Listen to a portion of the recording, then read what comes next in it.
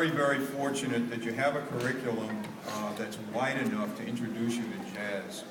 As Scott pointed out, jazz is the American classical music. It's really the only original art form that this country has contributed to the world of art.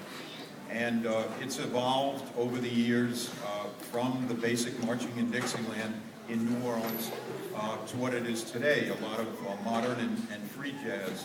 I just want you to understand how fortunate you are to have this in your curriculum. And jazz has become somehow over the years a little less popular than it was many years ago in the 40s, 50s, and 60s. We hope that you will keep this music in your mind, in your hearts, and as the years go on, generate more interest in it. The other thing I wanted to mention was that the song Salt Peanuts was written by Dizzy Gillespie and his drummer at the time. Being half written by a drummer, Kenny Clark, it has special significance for me, and Dizzy Gillespie has special significance in that besides being a phenomenal musician, he lived from 1917 to 1992, he was a great humanitarian and chosen by the government to travel all over the world with his big band.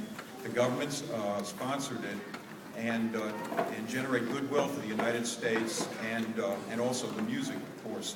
In addition to being an absolutely phenomenal musician, he brought a lot of comedy to the stage, and he was a very enjoyable act to watch. A lot of musicians get overly serious when they're on the bandstand, but he always brought a modicum of comedy into his act. Anyway, thank you for being here this morning, and we hope you enjoy the rest of the performance.